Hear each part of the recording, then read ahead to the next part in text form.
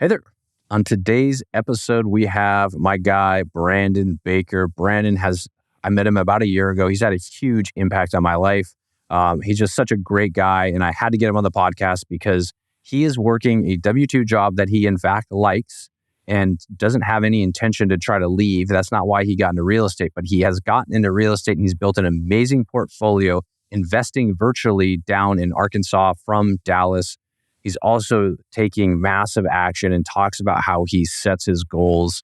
And it's so amazing. Get to the end of the episode. When this thing airs, it's going to be the perfect time for you to really analyze what does your vision need to look like? What are the steps you need to take to reach your goals for 2024? And Brandon has some step-by-step stuff to actually do that, which I'm taking part. He's helping me set my goals for 2024.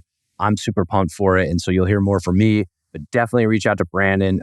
He gave his Instagram handle at the end of the episode. So if you want to talk to him about that, or just reach out to him and learn how he's been able to self-manage a virtual portfolio, why he's acquiring properties, why he's managing construction costs and construction and the construction process for his properties while he's working his day job and traveling around the world. He's your guy. So I hope you enjoy this episode. I know I did, so I think you will too.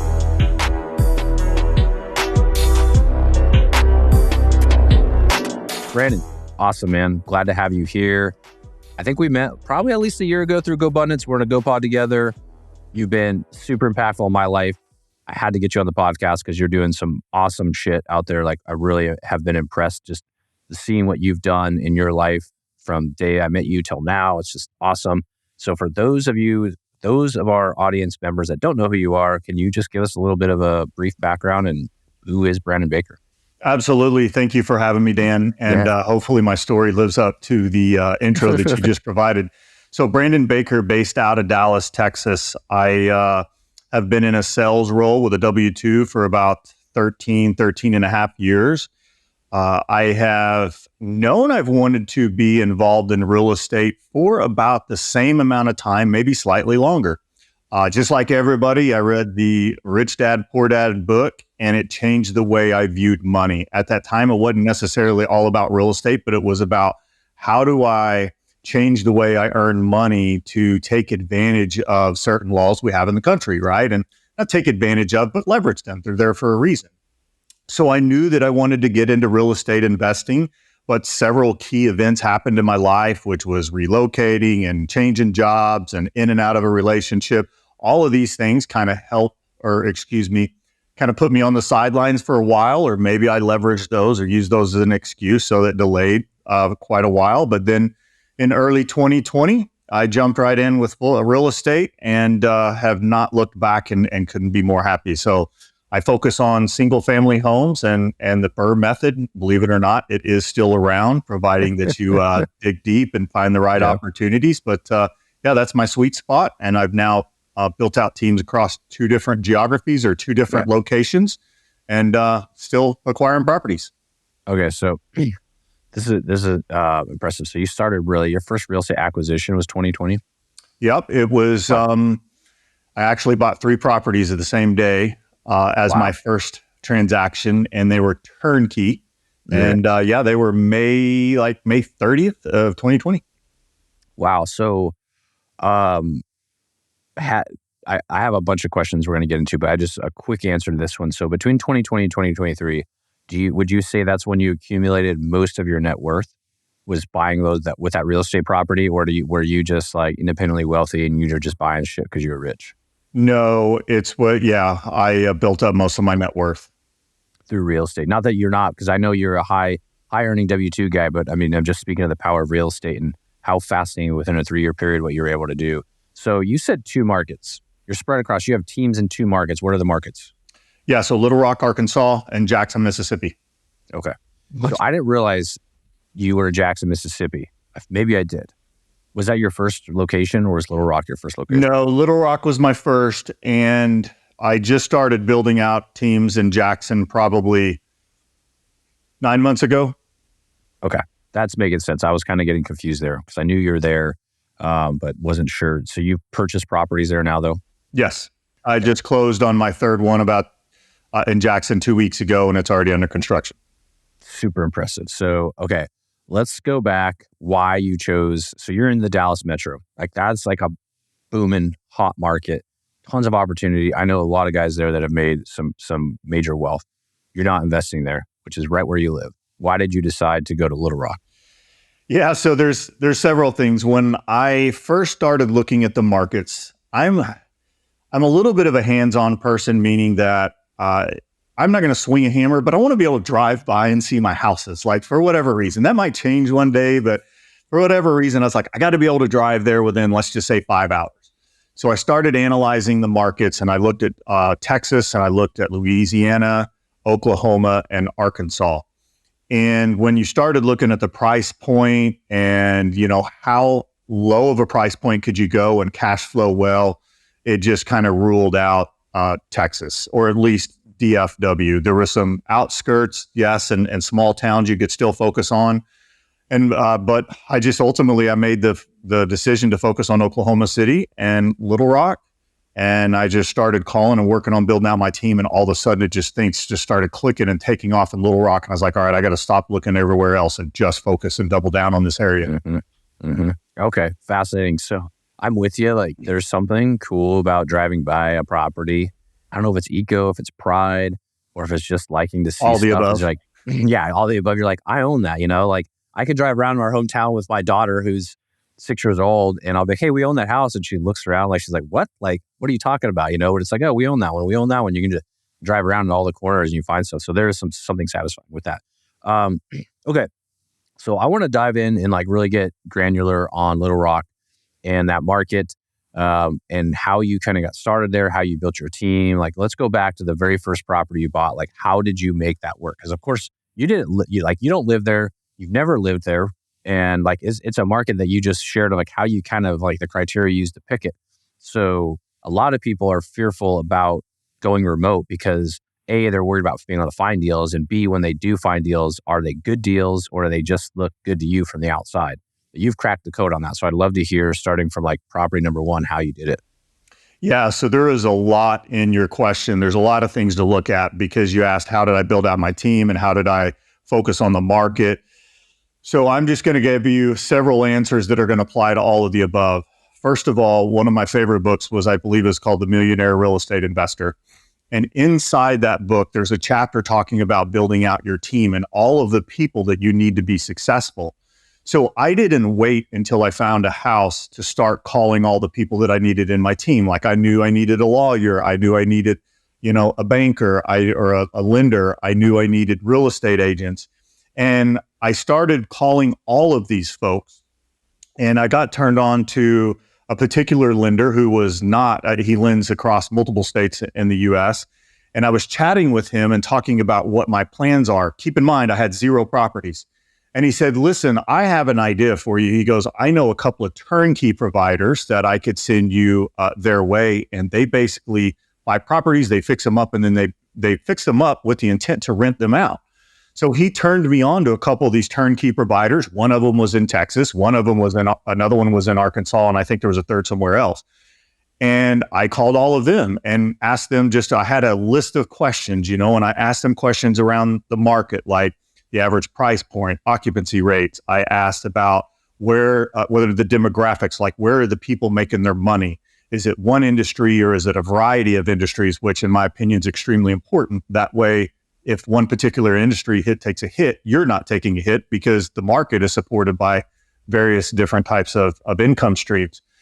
In all of that, I narrowed it down to one turnkey provider at the time that I liked, and that was in Little Rock. And so when I started taking a look at the opportunities, I was like, wow, I can make 15 to 18% cash on cash return, and I'm not doing anything other than buying this property. And so I'm looking at all their properties, and I'm an engineer at heart and an engineer by trade, and I understand the whole phrase paralysis by analysis. And I knew at some point I was starting to hit that, and I was like, I'm just going to pull the trigger and jump in. So I just said, I want this one, I want that one, and I want this other one down here, and I just bought 3 of them. What were the price points on these at the time? 70. I think the cheapest one was 75,000, and the highest one was like 99,000. Wow. So you kind of just bought those traditionally, right? You went to a lender, you got, Yep. What do they request? Like 20% down. So you had some money in the bank. You bought 3 properties. Yep. what was the cash flow? Did they turn out to be what the turnkey provider said they were? Was it everything you hoped for and better? Like, what was the result? Okay, in terms of cash flow, yeah, they were all cash flowing $200-300 a month, depending on which one. And in terms of did they all turn out to be everything I hoped to be? I would say no. There's out of the first four, by the way, I added one more 30 days later from that same group, and then I never bought any more. You just love these guys. You're like, I got to buy another one. Yeah. I was like, I hadn't even closed on these, and I was like, hey, I put this other one under contract. Yeah. I thought I'd hit the gold mine. The reality is turnkey providers have a model, a very specific model, and their goal is to sell as many properties or basically flip as many properties as possible to investors. Let's just say one of the properties, I have all of them still today. There's one of them that I should probably get rid of. It's a little tougher to rent out. And it's in an area that if I had it all over to do again, I wouldn't go buy in that particular area. But with that being said, when I bought the property, it was renting for like, I think $795 or something a month. Now it's renting for $1,050. By the way, that fixed debt hasn't changed. So, right. I mean, it's cash flowing probably $600 a month on a $18,000 investment. So it's a solid investment. I wouldn't go back to it, but they're building or rehabbing properties for investors, which they know they're going to rent out. So sometimes they cut a little corners here and there. You just have to be aware of that stuff. Right. I don't go with that model anymore because I do all the rehabs myself, but they turned out to be solid properties. Yeah, the turnkey rental model, you're right. It's an interesting model because they're just house flippers and their business is very transactional. They have to sell properties to make money. And if they buy wrong, they're still going to try to sell it to somebody, which means they either do the right thing and lose money on it, or they try to pass the cost on to you. And there's a lot of turnkey providers out there. I don't know any, I'm not going to say any names that are good or bad, but I know that I've heard the horror stories of some of these turnkey providers. It sounds like you didn't have that bad of a situation, but you found just a better way to buy properties, because when you're buying with a turnkey, you're paying for them to do all the work. So if you do the work yourself, as you said, there's a lot more margins for you and the ROI is a lot higher. Absolutely. When I originally started investing, I wanted to do nothing but park cash somewhere and let it grow. And it took me about 30 days to say, you know what? They're making on average 25%. Because I went back and did the research. I was like, all right, when did these houses sell? And I'm looking at the pictures. I'm like, oh, they were pretty rough. And I could see when they bought them. And then I could see what they're selling them to me for. And I'm like, wow, they're making, 20-25% on top of every one of these deals. I'm like, why don't I do this myself? Because I could scale that much faster. Totally. Yep. Which makes a lot of sense. And you're not, you can control the lead funnel. With them, whatever they sell is what you can buy. Right. Exactly. So let's talk about that. So you got 4 with them. What did property number 5 look like then? What was that 5th one that you started doing it on your own? You went away from the turnkey provider. Yeah. So that was only 2 months later. I put another one under contract. And this one was, believe it or not, on the market. And if I remember correctly, I think I picked it up for right at about $80,000. I put, I think, right at 20 in it. So I've got $100,000 in it. Today, that property rents for $1,550 a month.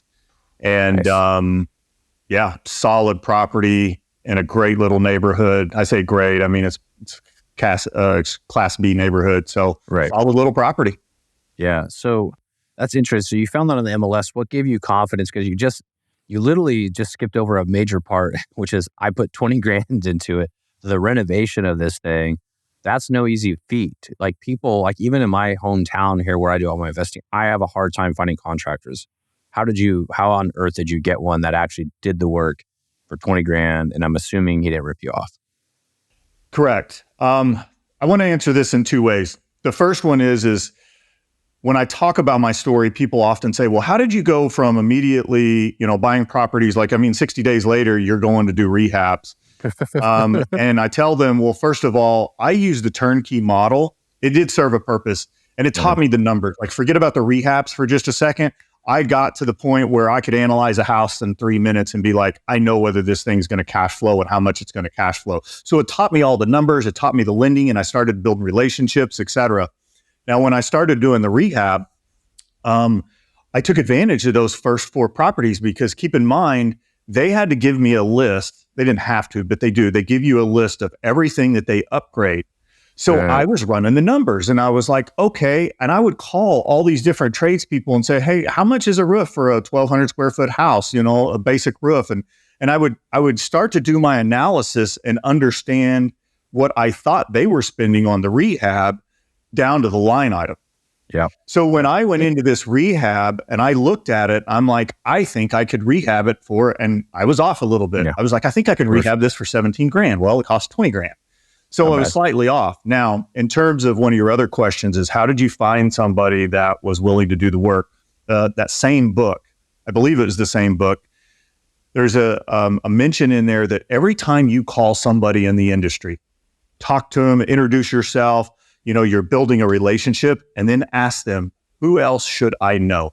I do it every time. Like even to this day, I'll call a new real estate broker and I'll chat with them and say, hey, and I'll give them my pitch and I'm an investor and I'm looking to buy this amount of properties and here's my model. By the way, do you know any tradespeople or local lenders? And it is the way that I've built out teams in both markets. Even to this day, I still have that same conversation. That is such an underrated point. So I get this question a lot, especially when it comes to like, how do you analyze the rehabs or how do you know what it costs or just anything in general in real estate? And the first thing I always say is like, well, get rid of the unknowns. Like there's certain things you're just not going to know, right? You're not going to know when you buy a house, if you tear down the wall, that there's freaking skeletons in the closet, whatever. There's certain things you just can't know, but there's a ton of shit you can figure out that you can know. When it comes to rehabs, you could go into a house and say, I want to put LVP in here. It doesn't even have to be a house you're going to buy. Go look at the house or wherever you're living, calculate how many square feet you have, go to the flooring store and ask them, what would it cost to put this flooring in my house? And then when they tell you the cost of the flooring, ask them, do you know any flooring installers? And when they say yes, here's 5 business cards, call those people, get quotes per foot or whatever they bid it in for that type of job. Get that from them, average it out, and now you know exactly labor and materials what it's going to cost to install flooring in any place that you go to. Again, there's still going to be unknowns, but then back to your point about the team, like just talking to people, like it's a sales process almost. I kind of want to dig into this a little bit because you're calling people, and then the key question is, do you know who else should I know is so valuable because they're not going to refer you somebody crappy. Because they want to refer you their best people because that's their name. When you're referring somebody, that's partly your brand, right? So they don't want to just give you Joe Schmo. So you should be getting great contacts from them. But I digress. My point being is like this sales process of finding these people, building your team. Is there anything on the front end? You mentioned earlier, like, hey, I knew I needed a lawyer. I knew I needed a real estate agent. I knew I need these people.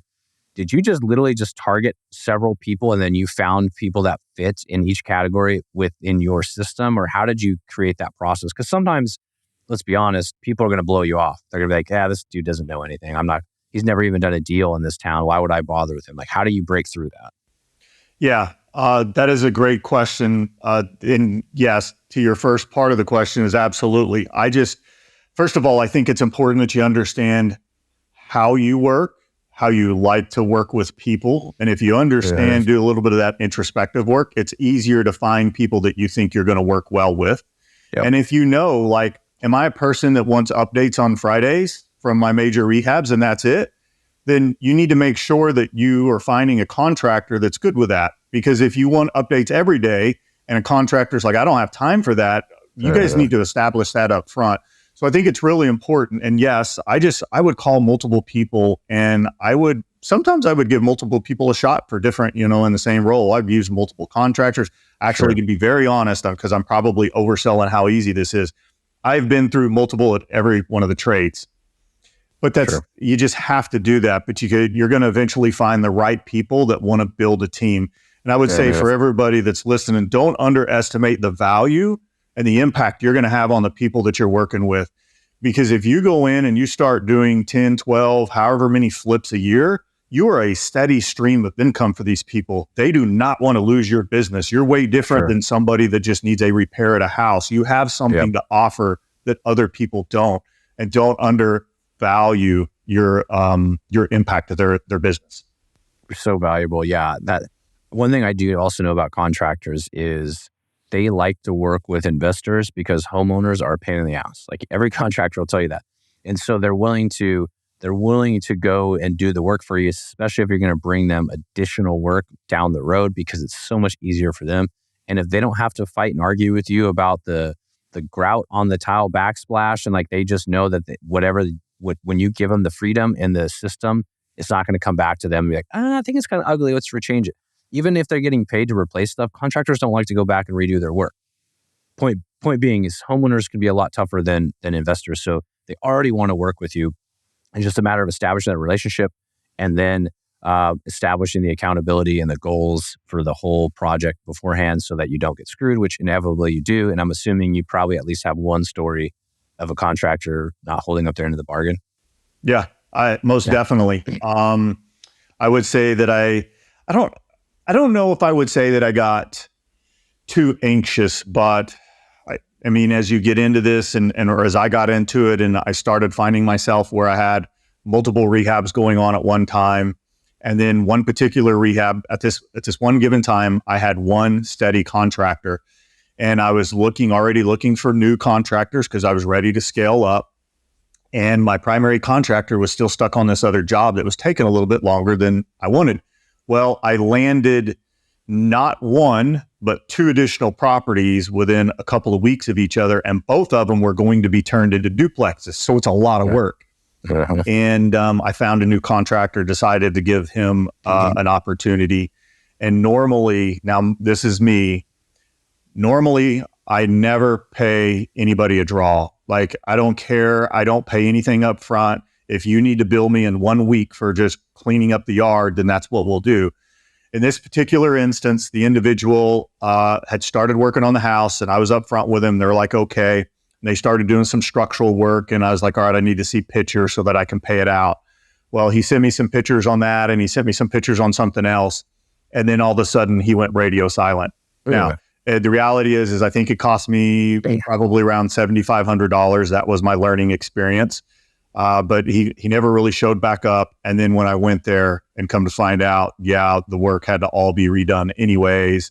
The electrical wasn't even in code. In fact, the mayor of the city's calling me going, hey, you do not have permits on this. And I'm like, wait, he said he took care of it. So it was a little bit of a disaster. But you know what? You learn. You live and learn. That's part of it, right? That's your education, and it helps you build your system out to be a lot more foolproof. And you got to have that. I've definitely been ripped off by contractors. I've failed to manage contractors properly as well. I've had everything under the sun happen to me pretty much. And so it's just part of the game, and you just have to understand that, and you learn a little bit every time that happens. Okay, so talking about properties, so where are you at in the Little Rock market? Like how many properties have you bought now? So we talked about getting to your fifth property, and now you've bought several since then. Like, what does your portfolio in Little Rock look like? In Little Rock, I am at 21 doors today. 6 of those are duplexes. The other 15 are all single family homes. And as of right now in Little Rock, I have one that is getting completed today. And then I have 3 more doors under construction. Okay. So that's a lot in the pipeline. Yep. Let me ask you this. How do you manage it? Because you self-manage all these, right? Like, let's talk about that system really quick. Yeah. So in a way, and when I say in a way, we do self-manage, but I have a virtual assistant. So I'm a systems and processes guy, and I love documentation and documenting systems and processes, because the more that you can rely on that, it takes a lot of ease off of trying to recall certain things in your brain. So we use a couple of different pieces, or I guess we use a couple pieces of software. We use property management software, and then we use like a task management / project management software, and that is Asana. And so everything that my assistant does is set up in Asana. So for instance, say we get a notification in Asana that we need to reach out to a particular tenant because in 90 days, and this is how far out we do it, 90 days, their lease is up. And it says, literally it pops up and tells her, contact the tenant. And she reads it. Okay. She contacts the tenant, say the tenant decides they want to move out. Boom, it kicks off a series of steps that she then needs to go execute to, turn utilities on and get the property listed and start doing showings, all of that stuff. So we use that software to do all of the tasks that she's responsible for. That's awesome. And so when it comes to the property showings, do you have like a key? Like, how do you get these keys to people? Like, I mean, you're not there. Like, is there like a lockbox, a digital lockbox? What are you doing? I know it's a stupid question, but now I'm like curious. No, listen, this is an awesome question. And here's the reason why, because it goes back to talking to people. My electrician, the owner, his son is also in the company and as an electrician. And he just happened to have a sister that is a part-time bartender who needed some additional work. And she was like, hey, can I clean your properties for you? And I'm like, well, I got something even better if you want to be my showing agent. And so I literally pay her. She's my local person in Little Rock, and she does errands for me. So for instance, I have signs anytime a house goes vacant or we have one under construction. She takes one of my signs out, sticks it in the yard. She puts the lockbox on the door with the code so we can let in people to work on them. And then when we're ready to show properties, she's my showing agent as well. Dude, I love that. First of all, it's creative. And it's logical because you're like, I need somebody at some point. You got to have boots on the ground, because that is the one cool thing about having a virtual assistant is they can be anywhere and you can like work with them. But the problem is they can be anywhere, but if they're not where you actually physically need them, you have to have somebody else to pick up the slack. And like I just posted on Instagram this week, like this whole idea of like Uber is going to have like a TaskRabbit type service, which I love, because like there's so many little things, even if you're in your hometown, that you just don't want to do. Like, because it'll say, if you could pay somebody $25 to go and run and do a showing, so much easier if you're trying to self-manage your properties as opposed to like running around yourself. Or then most people will be like, well, I just have to have a property manager because I'm virtual. And you're saying you don't have to have a property manager because you're getting creative and you're finding solutions to all these little problems. And I know you're a systems guy and I know you vetted out these problems. A lot of people say that, but they don't talk about the shit show that they have behind the scenes, which I'm sure it's not easy for you to day to day to manage, but you're doing it while also working a full-time W-2 job that you in fact love. And I want to talk about that in a minute, but I don't want to forget a couple more questions I want to ask you. So, door count, you have quite a few doors there. You talk about cash flowing. Like what is the average? Let's just look across your whole portfolio. Like what are you averaging in cash flow per door? Per door, probably, let's see. Okay.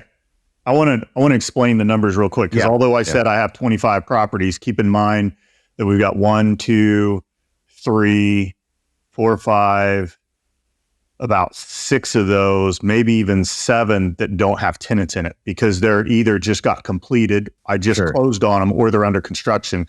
So I guess how about I should ask this: what is your target per door that you're averaging, that you will, when you buy these properties, you're like, this is where I'm going to be at for me to buy this?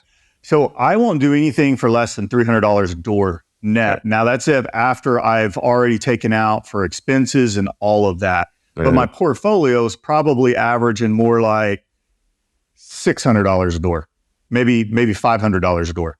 That's pretty amazing. And are you finding, do you find more efficiency and value in the duplexes you own over the single family, or is that not the case where you're at? Well, none of the duplexes are completely rehabbed yet. Okay, so you don't know. Gotcha. I'm going to say I don't think so.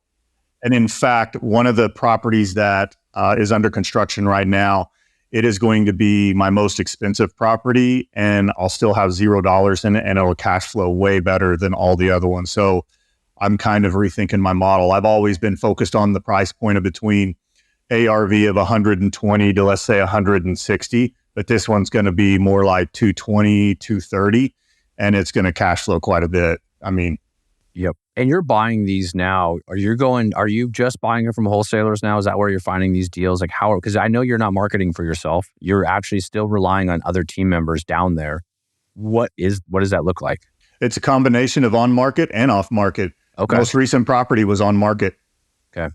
And you're just seeing the value because you're buying value add, and you're just seeing the value. And today, with interest rates, which I'm assuming, where are you coming in interest rates? 7-ish%, 7.5%? Yeah, 7.5%. You're still burning it. You're still getting your cash out, and you're still hitting your targets. Yep. For cash flow. That's incredible. So there's something to be said about that. Something to be said about your system for finding these. I mean, that's an incredible feat to still continuously buy, because I've been watching you this last year. There really hasn't been a month where you haven't been buying or under construction or stabilizing something, right? You have Yeah. A lot of people had to slow down. I think it's a numbers game. I met with another GoBro probably a year ago, and I was explaining at the time I had I think it was about a year ago, had some challenges. I was trying to figure out how am I going to grow as fast as I want to grow for the year that we're in now. And he asked me, he said, well, how many people do you have looking for your deals? And I said, a couple. And he said, well, I usually have 30. And I was like, you have 30 people? And I was like, that's going to be my goal then, because if it's working for him, then that's what I need to do. So I picked up the phone and I started calling real estate agents and gave them my pitch. Mm-hmm. I mean, it's logical again. And you're just basically taking out all the unknowns, and you're basically stacking up everything you can that you know works. And I know you're huge on that with goal setting. And so it's like, if you know you need to look at 10 properties to buy one or 20 properties to buy one, you got to get 20 properties in front of you. If you're not looking at 20 properties, you're never going to get to the goal you want to get. It's a simple numbers game. Yep. That's exactly right. Simple numbers game. Work your math backwards. Exactly. Okay. Let's talk about how you're doing this. So you work at W-2. A lot of people get in real estate because I hate my job. I want to leave my job. I hate the man. But you're good at your job and you like it. So how do you do both? Because I know you're a busy guy. You travel a lot as well for work, but you've figured out the systems for this. Yeah, there's a lot to unpack there as well. First of all, I think it's extremely important that you change your mindset in terms of the amount of hours you're supposed to work. Meaning that most likely anybody that's listening to this call is probably supposed to provide a product or an output at their job. If they could do it in 4 hours versus 8, then that's totally acceptable. And that's the same thing in my role. My boss doesn't care, or the teams that I support, they don't care how many hours I work. It's all about, am I delivering on the deliverables? And so I think that the first thing is you have to change your mindset that's been instilled with us from birth, basically that 8 hours or 9 hours a day is how long you're going to do something. First it was go to school, and then it becomes, your college, and then it becomes your W-2 after that. And then, there's a variety of books that I really rely on, but then I also think it comes back to, I love the book called The One Thing, but at the end of the day, there's several books that kind of focus on, you have to learn how to prioritize. Like if I want to do, say I've got 4 things that are important to me. It's my W-2, it's my real estate, it's my health, and it's my relationships. Well, what are the one thing you're going to do in each 4 of those categories on a daily basis to move each one of those forward? And until you do those 4, you shouldn't be doing anything else. And so that's the way I approach my day every day. I mean, I use a planner. I write in it in the morning. I write in it at night to set up my next day. And in the next morning, I'm looking at that going, I've already identified here are the things I have to do to move these things forward. And that's kind of the way I structure my days, which lead into weeks, months, and quarters. That is something, the quote you said is like, what is the one thing I need to do today to move closer to my goal? It is so valuable because I've been caught doing this myself where you set a goal, but you don't set like the plan to get to that goal. Or you think you do, but it's not in a way that you can really understand what you're actually trying to do each day to accomplish that goal. Because, hey, I want to become a millionaire, or I want to buy 20 properties. Okay, what are you going to do every single day to buy 20 properties? And you really have to break it down to like such a granular level. And I'm excited, like you're kind of taking me and a couple other guys through this going into January of 2024 for like our annual goal setting. You're taking us through this process of how you've used to set your goals. And I would love for you just to explain at a high level for the audience of like the real tactical approach you have taken to build out your basically system for goals. Because I've seen you actually accomplish goals at a faster and a higher rate than most people. And I think it's super valuable. And I'm excited to do it myself. Yeah, so I'll have to mention a couple of books here. But as I mentioned it, I'll kind of describe what each one of them is. The first thing that I think is really important is you have to understand where you want to be in a given time period. Now, I'm going to use 3 years because the book Vivid Vision is focused on 3 years out. But you read the book Vivid Vision, and just to net it out for anybody on this that's listening to this that hasn't actually read the book, it's all about identifying what something looks like 3 years down the path.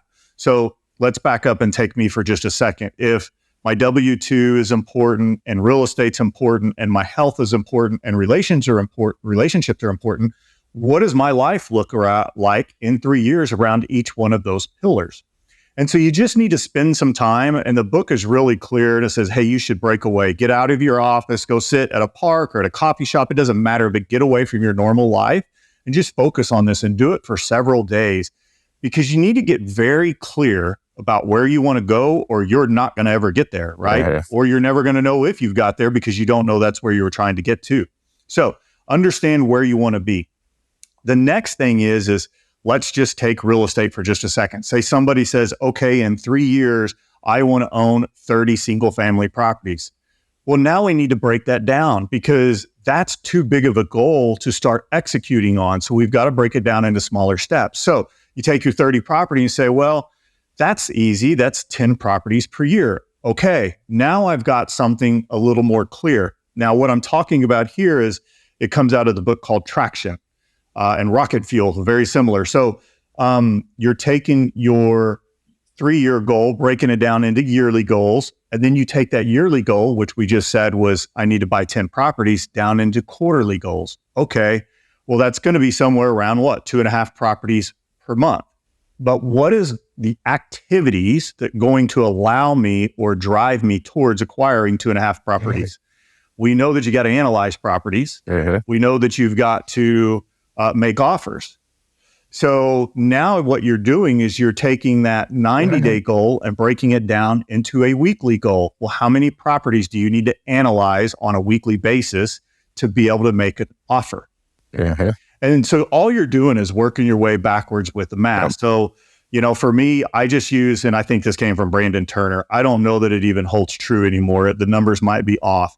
But it was, okay, I need to analyze 100 properties to make 10 offers to get one deal. And so I still use the numbers. Again, they might be off, but if I know that I want to acquire 10 properties, well, you can do the math and say, this is how many properties I need to analyze and how many offers I need to make. Yeah, and that is fascinating. Keep going. No, I was going to say, and that's all I do. And I do it in all of the pillars that are important to me. So I literally have it broken down. I want to have an amazing relationship with my parents. They're in their early 70s, and I want them to know that even though I've moved away and I'm doing all these things in my life, they're still important. I literally hold myself accountable to call them every week. And, there's a variety of different things in there that I do towards my health and all these different things that I check off every week that, yes, I'm doing these things. And if I do these things, I know they're going to lead to this 3-year vision that I have. Right. It's so simple when you say that. It's obviously harder to put in practice, and you have to show up every day to accomplish this. But I just love that you figured out a way, you just have to get started, and you have to say to yourself, you said it earlier, what is the one thing today I'm going to do to get closer to that goal? And it doesn't have to be a dollars and cents passive income rental properties like you're doing with relationships. What are the things that I know that if I do every day or every week or every quarter, they build up to having what my vivid vision for a relationship, in your case, with your parents is. And it's taken me quite a bit longer than I had hoped to really start understanding my vision. I did a vivid vision, a couple years ago.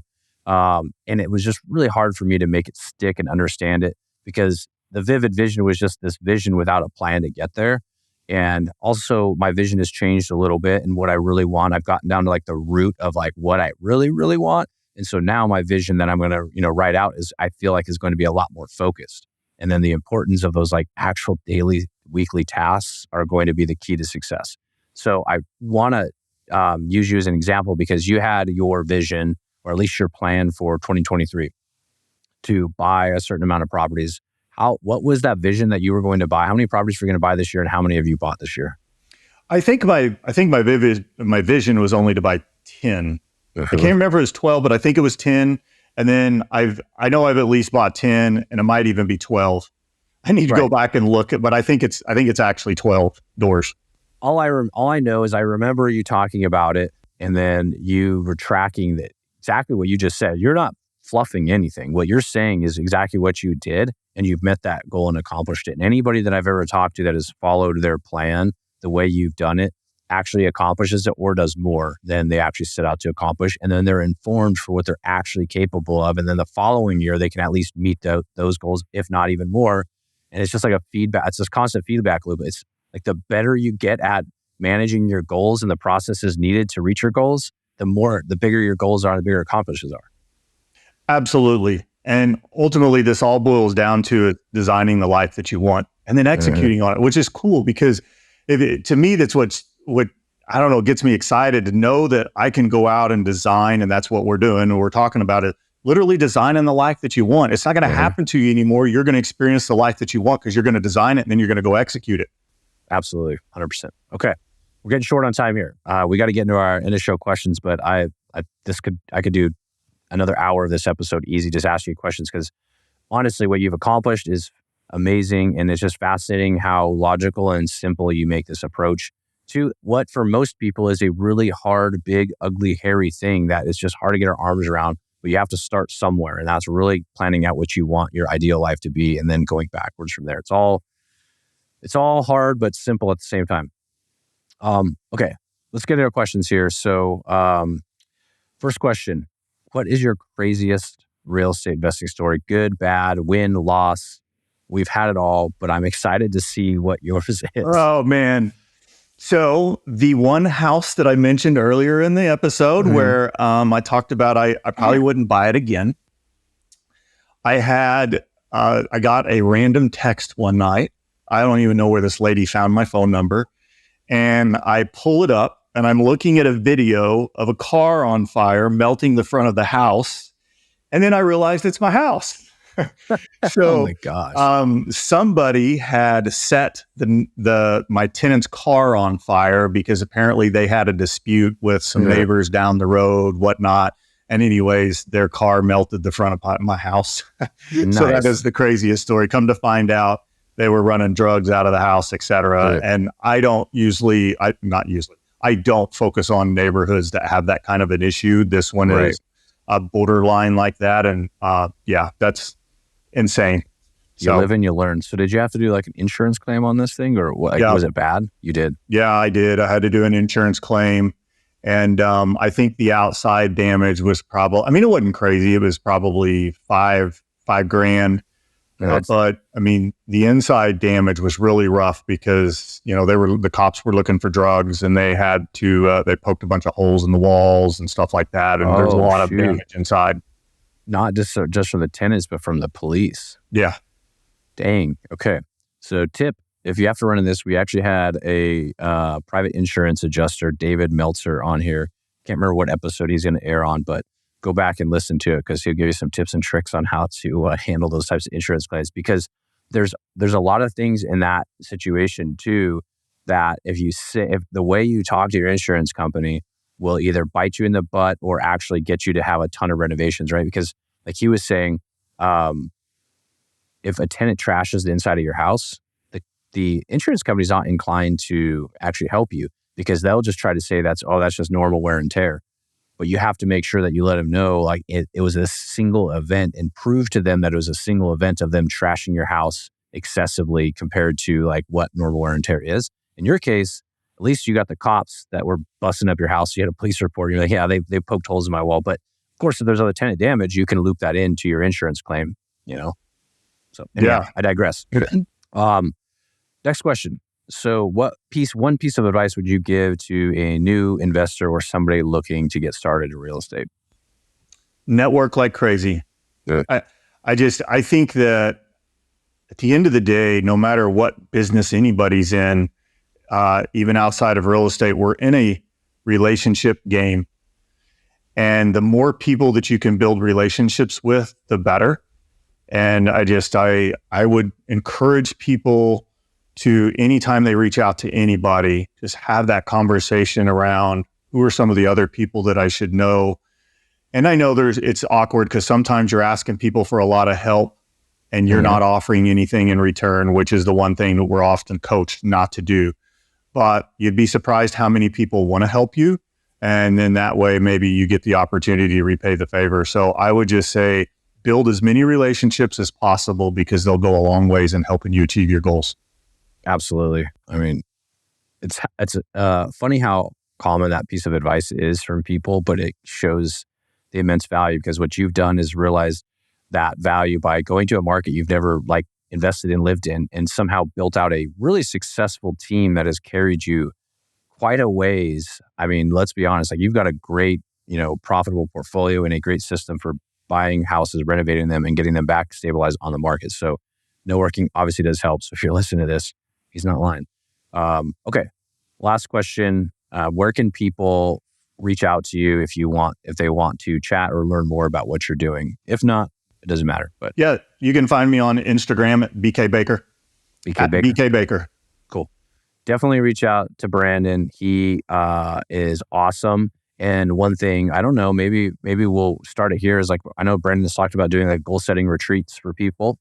And so maybe one day he'll get enough of the Collecting Keys listeners to DM him and say that they're interested, that you'll be setting up an enterprise where you can go and do a badass goal setting retreat.